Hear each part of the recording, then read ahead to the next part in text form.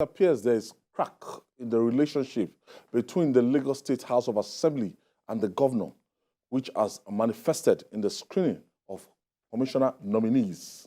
The State Assembly declined confirmation of 17 nominees sent to the lawmakers by Governor Babajide Sanwo-Olu as commissioners and special advisors.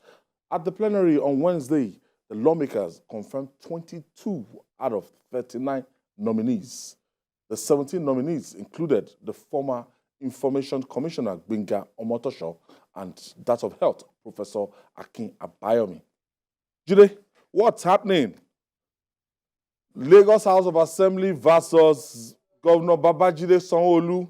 We've never had a situation whereby nominees will be sent to the House of Assembly and you have as much as 10, 17 out of 39.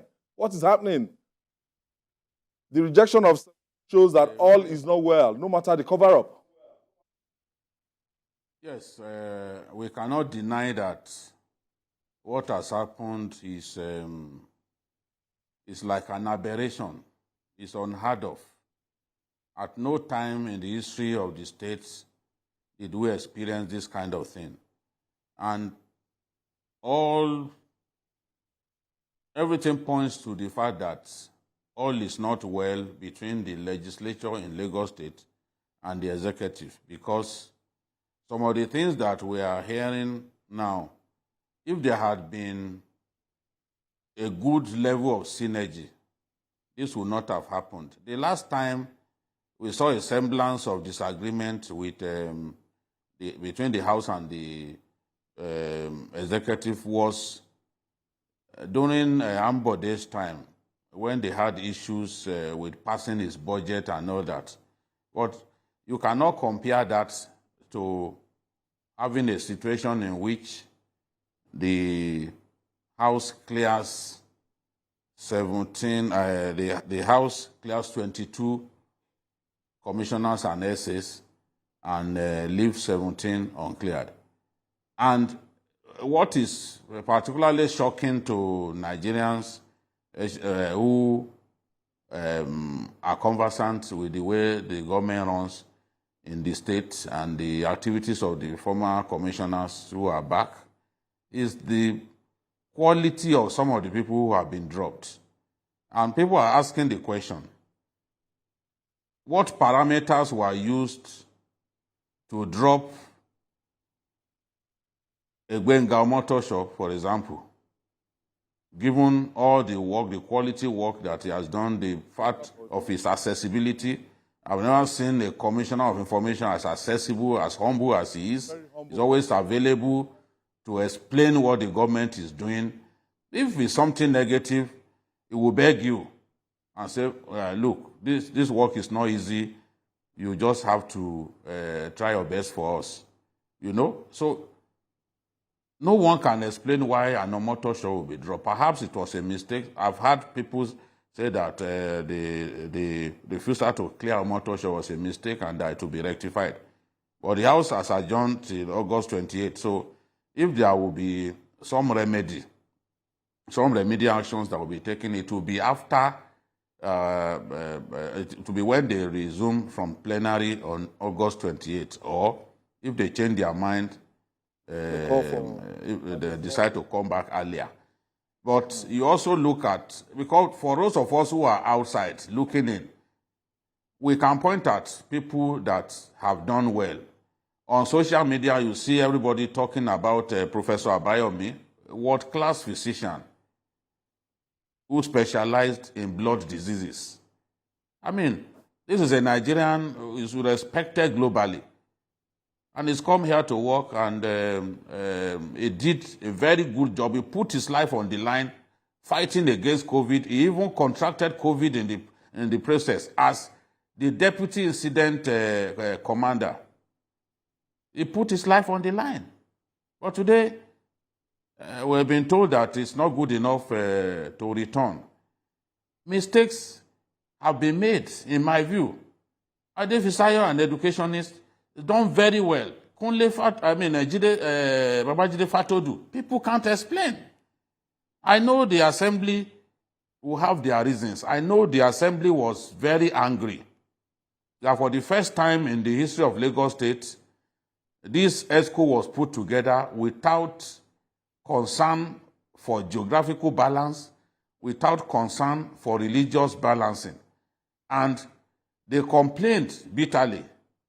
Perhaps these many people who were dropped is one way by which they intend to give an opportunity to the governor to correct the religious balance, because the Muslims are saying that you can't have a 39-man cabinet and there are less than 10 Muslims out of them. And the Muslims, as far as they are concerned, voted tremendously for the ticket. After all, the issue of a Muslim ticket was not an issue to them. The Muslims voted. It's Christians, a good number of Christians who decided that no, that they were not going to have anything to do with the ticket. So I agree with the Muslims that they deserve a better bargain from from the governor. They deserve something better from the governor that they didn't get enough. I agree absolutely. And I think that his predecessors found a way to balance this. When you also look at the issue again, you look at Etiosa. Etiosa alone produced 12 nominees out of 39. Whereas the APC did badly in the local government. So people are wondering, again, what happened along the line? There are local governments like Mushin, like Ikorodu, that stood by the party from the beginning, both in the presidential election and the governorship election. How come from those local governments we are seeing one candidate, one nominee and all that? They just felt that this time around some mistakes were made. And I can tell you that some of those mistakes led to the situation we found ourselves in, which the assembly angrily decided not to clear at least 17 of these persons. I've also been told that at least 3 or 4 of those persons will be brought back. I've been told that it looked like Omotosho, the dropping of Omotosho and Adefisayo, for example, were mistakes that the assembly will be willing to return. Well, I've not spoken with the speaker. I don't know what the speaker has in mind, but in the situation that we found ourselves, we have to be fair to both sides. But Nigerians are asking pertinent questions. What were the parameters used in clearing these people? All right. Talking about Nigerians asking pertinent questions, like I asked a lawmaker earlier today, and he told me that somebody like the Commissioner for Health, Professor Abayomi, said, look, even the doctors in Lagos State did not want him back. That Lagos State Health Center was rated second when Abayomi got there, but today they are rated number 16. That, look, there are indices they are looking about, they are looking at more than what we are looking at in the surface. So somebody like that, it will be difficult to say they should return him by force. But some of these nominees that have done very well, like Benga Motosho, we can't fault that. Well, in the first place, I think Lagos State House of Assembly, in its mission statement, says, if you look at the website, that it wants to be the best in the country. And I think since 1999, we have had a lot of good things coming out of that assembly. What we are seeing, I think it has its own positive aspect. In the first instance, it shows that the assembly is not a rubber stamp. Separation of powers. You know, there's separation of power, which is, I think, is one of the pillars of democracy. It also shows that the commissioners, the political office holders, are at the mercy of the state assembly, which were elected by the people. However, I think this is a minor disagreement. I don't think it's a fundamental crisis that is big enough to, lead into a major upheaval. What I noticed is that perhaps there was a problem of exclusion, lack of adequate consultation. For instance, Babajide spoke about Professor Abayomi. I mean, in 2022, he was conferred with the National Productivity Order of Merit Award by the president. He contacted COVID and was isolated for 9 days. Under his watch, it was said that the lift that killed that doctor. Yes. If there are major issues that are unknown to the public, why it should be dropped. I think the House of Assembly has a right, based on conviction, not just based on the fact that, we just want to drop him. So I think if there are reasons, for instance, look at the big Gamotosho. Personally, I've worked with him since the 1990s. I was a correspondent in The Guardian, so back as 1990. He was already editor of Guardian Express.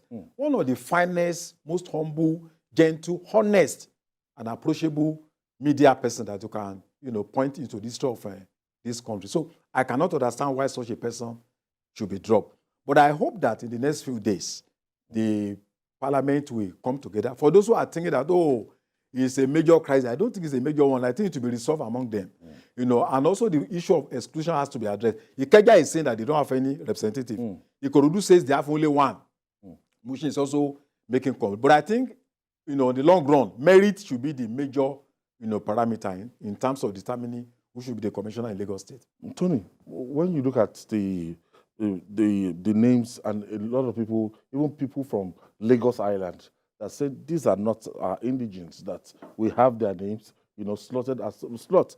People from Ikorodu, they are even talking about this exclusion, that Ikorodu, that anytime there's election, that APC will come to them, they'll give massive votes, but anytime this kind of reward is coming, that they are never counted worthy. So everybody, all the constituencies, they're just shouting about marginalization. My own question is, how have they been doing it before? 2015, 2019, 20, as in that they've been able to keep people quiet and everything balanced. So what is wrong about this particular list that they've been doing it before? Others are not shouting about exclusion. Yeah, I think there's more to this, though. But I think it will be resolved, just as Wally said, between the governor and the legislature, because truly, as you said, it didn't start today. And this kind of issues, I'm not sure it's new. I'm not sure it's new. But I feel that any area that contributes, to the success of a political party should benefit. So if, for instance, just as JJ said, it's 13 nominees from Etios alone. I mean, that's huge. It was lopsided. Yeah, highly lopsided. And I think it needs to be corrected. The indigenous are even shouting that these guys are not. It needs to be corrected. It just a show that the legislature is making out of it that I have issues with. I know they can consult the governor. I know the speaker may have gotten the list before plenary yesterday. And get across to the governor. They may suspend sitting yesterday and get this thing corrected. Get this thing corrected before, vetting the nominees for yesterday. But I'm happy because this is the first time I'm seeing the legislators standing up to executive in Nigeria, especially across the state. I've never seen it before because normally the governor controls. So Lagos is always the first, and I'm happy for setting the pace. Truly, the legislature should be an independent arm of government. Do their thing their way, and then at the end of the day, I see them sitting down together at the end of the day to correct this anomaly. I see it as a big anomaly because if there should be equal proportion to these things. So you can't give this and truly, and another thing I am saying here is that I want to say here is that I salute the courage of the speaker to stand down that the list in the interim. I say in the interim because, as I said earlier, this matter is definitely going to be resolved. I particularly, when the news dropped yesterday, I picked interest in the names, especially the Commissioner for Health and Professor Abayomi, and then Benga Motosho. The two of them that are most prominent in Lagos. Most people who were cleared are hardly known, So when you work, you're supposed to be rewarded back. I think they did outstandingly well in the last administration of the present administration in Lagos. And just as I pray they rethink this matter and get at least the two of them back. Now we are looking at the way forward because all these constituencies that are shouting about marginalization, there must be a way to resolve this. And the ethnic thing or religious thing must not prop up in our politics. Earlier today, the Christian Association of Nigeria sent the press release, and it's becoming like a kind of religious nature for Lagos State cabinet. So I think the governor wasn't too sensitive with the list that came out earlier?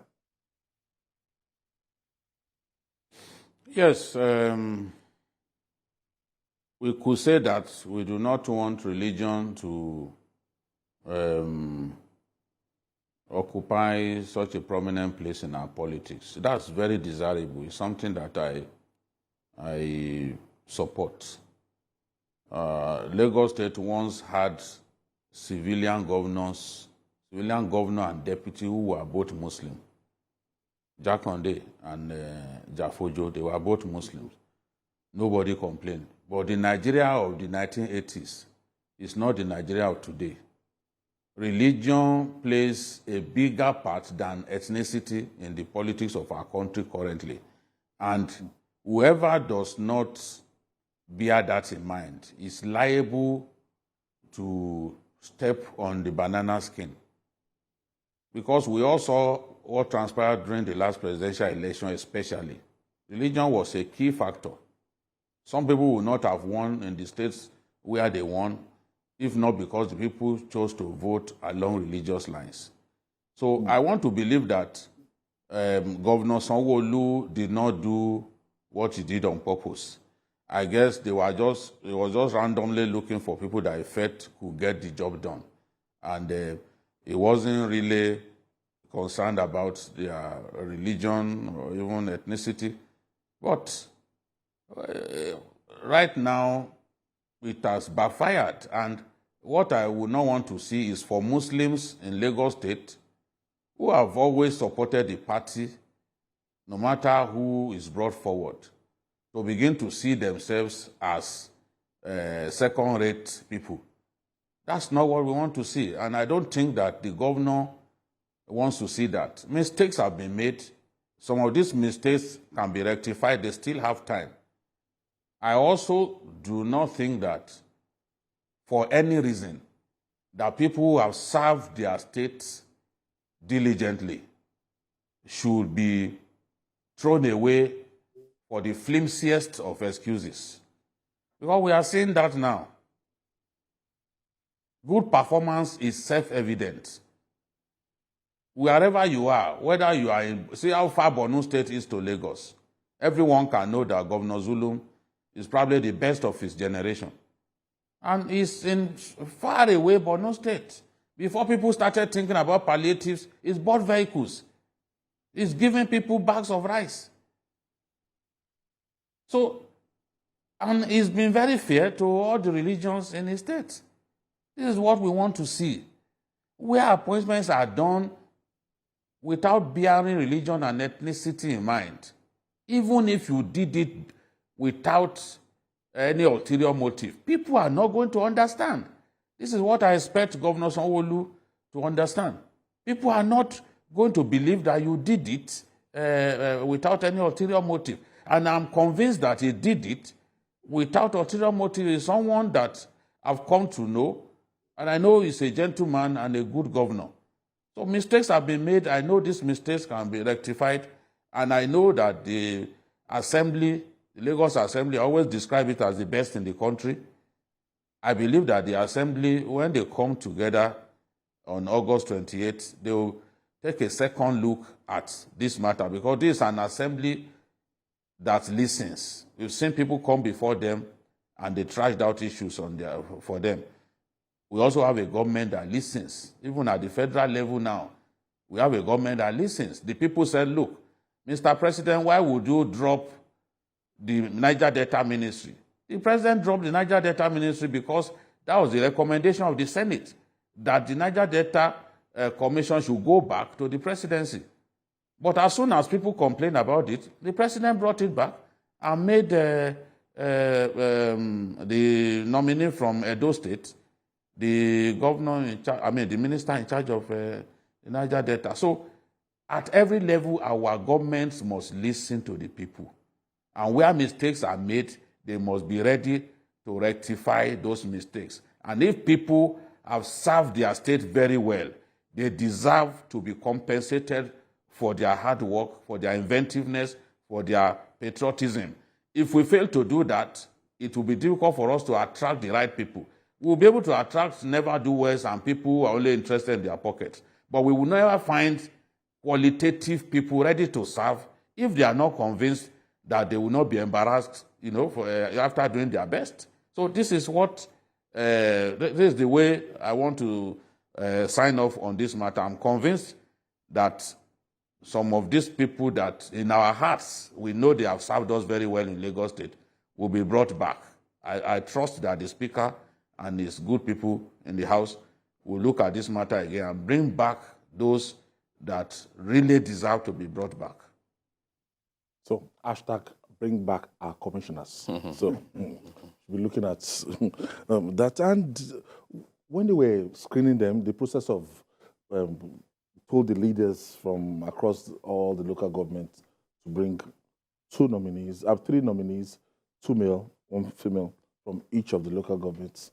And from the list you've seen so far, I don't think we have what they were trying to achieve, like saying 30% for, the female slots.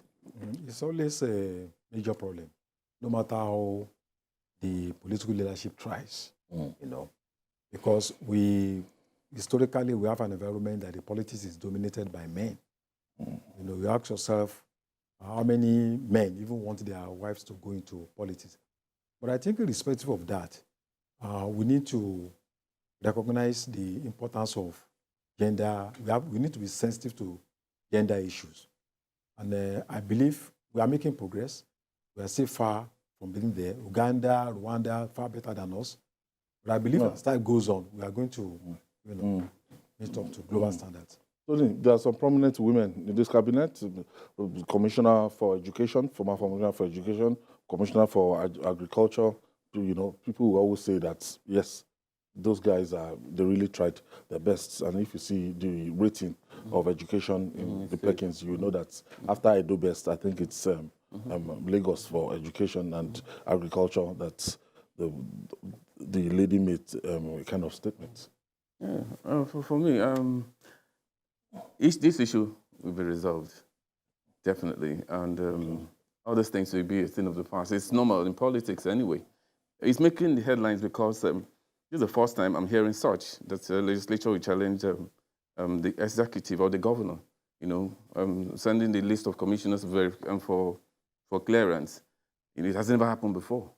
Though they are doing their democratically and legal right, function duties, but it's an aberration in this part of the world. So otherwise, it will make news. It will make the headlines.